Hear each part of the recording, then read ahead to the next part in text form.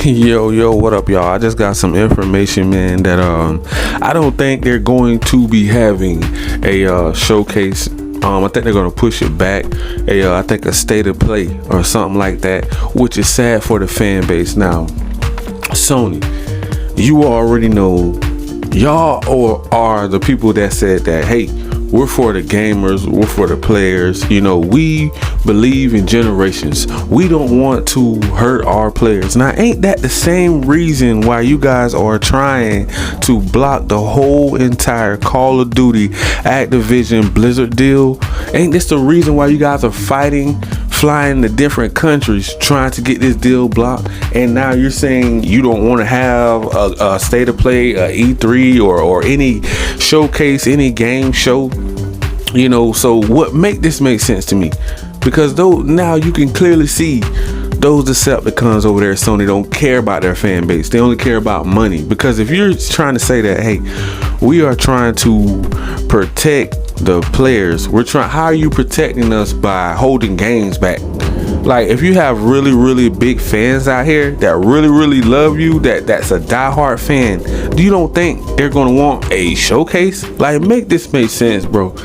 So I had to go and, you know, pretty much gather up some journalists, pretty much gonna walk you through the God of War journey, you know, and pretty much break down part 1 and part 2 of pretty much God of War 2018 and Ragnarok, because obviously this is all I'm gonna get. I'm not gonna get no game show. We're not gonna get a showcase. We're not gonna be able to be turned up and hyped and lit for this game. And that's crazy that I was more hyped for stuff like Scorn and A Plague's Tale Requiem and Gotham Knights and all these other games. Now, the biggest AAA banger coming out this year and PS5 history, they're not gonna show it. So please, guys, I don't know. I don't know what to tell you. I mean, they're announcing all these other things that they're trying to do, but they will not give us what we want. And they already know this is what we've been asking for how long now?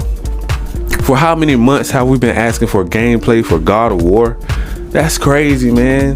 That is crazy that they would hold this back just to sabotage their own fan base. This is like I said before, Jim Ryan is self-destructing and he is pretty much trying to take PlayStation with him. So if he's going to go out, so if that pony is going to go out, I'm assuming he's going to go out with a bang. You know, because obviously we're not going to get what we want. We're not going to get what we're paying for. We're paying top dollar for a premium console. They're jacking the price up on PS5s. They're jacking the price up on controllers. They're jacking the price up on the games, the services, all the PlayStation Plus premium services. Like, come on, man. This is a premium console that comes with a premium price tag, and you don't want to deliver to your own fan base. You are letting your fan base down, and somebody got to say it, because obviously everybody they keep getting away with everything because the fanboys and the ponies keep allowing it. Every time I turn around, Sony does something else, Jim Ryan does something else, and here come the fanboys backing them up. I seen these little idiotic little fanboys all over the internet now taking up for these morons, these Decepticons over there at Sony, talking about it's pretty much Xbox fault. They're blaming Xbox. Come on, how you gonna blame Xbox for something that Sony is doing? Like, that don't even make sense, bro. Like, you have really lost your minds over there. Like, I don't know what these My Little Ponies are thinking, or they just don't have a leader. I'm pretty sure they're going to get a new leader soon, because Jim Ryan, he's out of shape. He's not doing it. Like, he's not he's not producing, and a lot of business partners that they have all these shareholders and people that have all these stocks and money that's in Sony. I heard that this may upset them.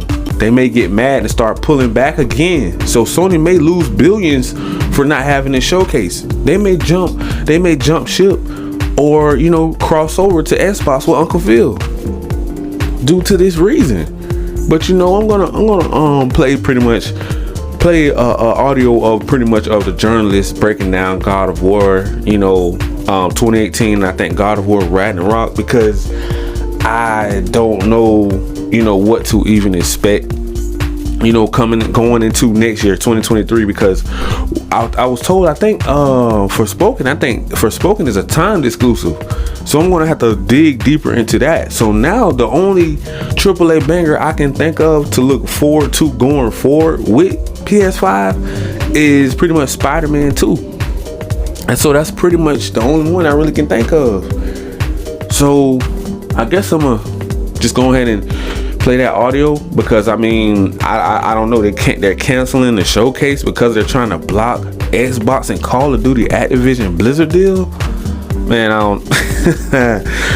really don't know what to say. I don't know what to say, but that's a big letdown, bro. Like, if you are a diehard PlayStation, even if you're just a PlayStation fan and you're not a fanboy or nothing like that, even if you're just a diehard fan of PlayStation AAA bangers, and you've been waiting all year long, you've been waiting on this show, and they tell you that you're not going to get it because of we got something better that we got something not better, but we got something stupid that we're investing our money and time into.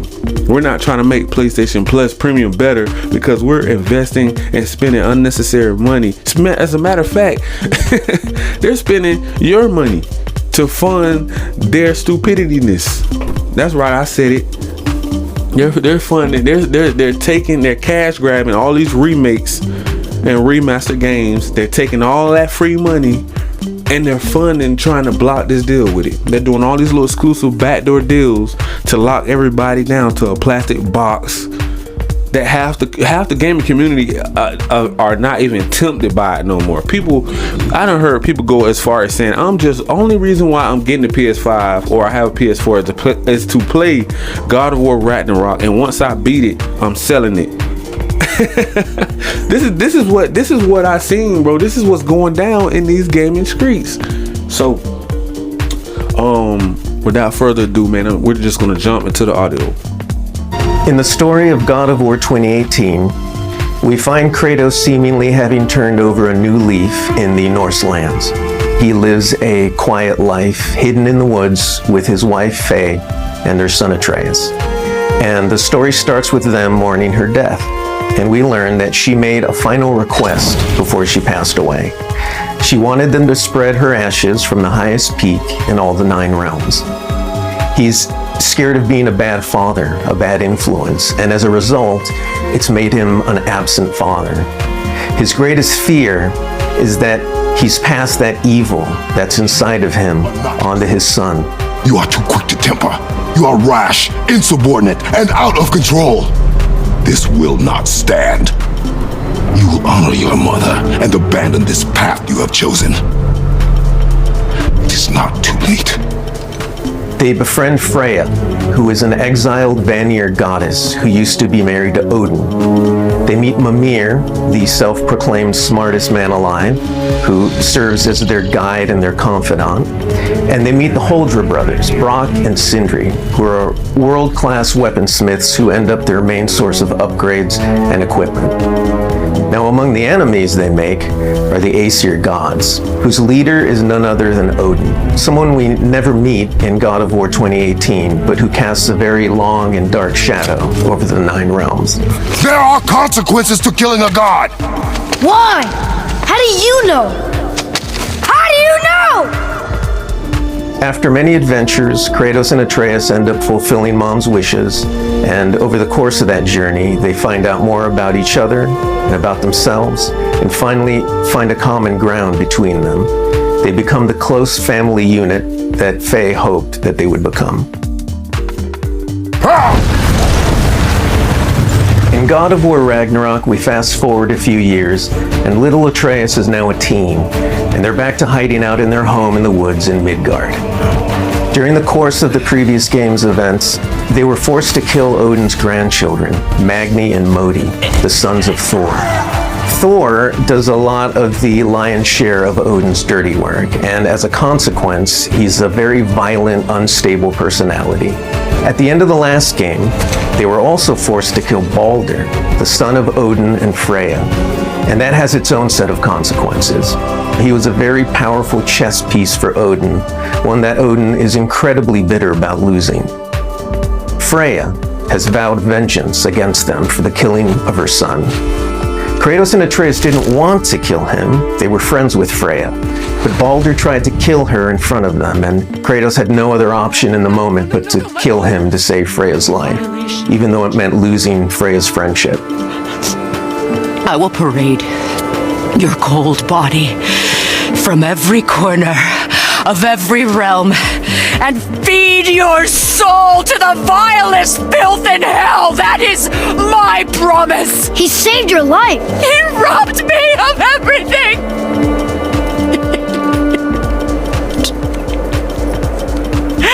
Everything. His death is also foretold to bring about Fimbulwinter, which is a brutal 3-year winter that is then followed by Ragnarok. It's an apocalyptic war between all the Norse gods, the giants, the dwarves, and the elves, and an army of the dead. They're all destined to fight in a battle that basically ends the world. Kratos is understandably worried about his son and what it means for him. You get to go on this journey with how Atreus grows into a young adult and how Kratos grows into his next era in his life, and really see kind of the parent that he's striving to be, but the person he's striving to be. I find that tale so incredibly relatable. We had started shooting plenty of content before the pandemic hit. In fact, the week before we all went work from home, we were doing a shoot. I remember being on and off that set, running back to the office and having to talk to studio leadership about what was going down and how this was going to impact us moving forward. And those were trying times. For us, it was a very unique challenge because we had to bring in actors and we had to record them. And so we had to look at different ways of adapting our typical motion capture process and dialogue recording process so we can continue production and continue at the quality that we wanted for our players and our fans. We had some actors stand in for other characters, actors who were already, who were like core to one of the scenes, might just be able to play a background character in another scene, to be able to avoid a situation where too many people were on set on any given day. We avoided compromising the story that we were trying to tell as a result of the pandemic and these limitations that we had to deal with. There were no cinematics that we changed. We still have the same characters in them in the final game. We just had to get a bit creative with how we shot the content. Our actor for Atreus, Sonny, is a teenage boy, and his voice changed dramatically throughout the several years on this title. I don't want to fight anyone. I just want answers. We had to go in and even out that performance so it sounds like it took place over a short period of time. That was a unique challenge on this one. The prophecies say Fimbulwinter leads to Ragnarok. War is coming. Whether the Norse saga was going to be a trilogy or just 2 games was something we debated a lot. There were obviously pros and cons for either approach. So we waited for Cory Barlog to weigh in, and he did, and he said, let's do it in 2. The consequence to that is, how do you wrap up the story in one game and do Ragnarok justice? How do we lead up to that and then have a big moment at the end of the game and wrap up all those loose threads? This game is bigger than what we initially envisioned. There's a lot of important story moments that we needed to cover. There are more characters that we follow the threads of, and ultimately it ends up feeling big and epic because there is a lot there for people to enjoy. I am very excited for folks to see this final chapter. A lot happens. We put our characters through the ringer, but we also bring them closure and we provide answers to a lot of the questions the first game posed. Just all of the new combat that we're doing and the new interactions. There's a lot of stuff that's happening in this title that I think people are going to have fun with. We all have our own personal Ragnaroks to deal with. And this story is about how you process that, how you own it, and how you make it a part of yourself and grow from it. I mean, we set some stuff up at the end of last game. There's going to be some consequences this game. We're going to see how things play out between Freya and Kratos. We're going to see how the evolution of the family relationship continues. You got Brock and Sindri, the dwarves, who are kind of part of your makeshift family now. And there's going to be some other characters that we introduce that maybe going to disrupt the balance a little bit. I can't wait until players get their hands on the game, are able to experience how the story unfolds for themselves. We have, I think, an incredibly well-rounded game. Very satisfying combat, beautiful and rich environments to explore, outstanding character art, a lush and moving soundtrack and soundscape.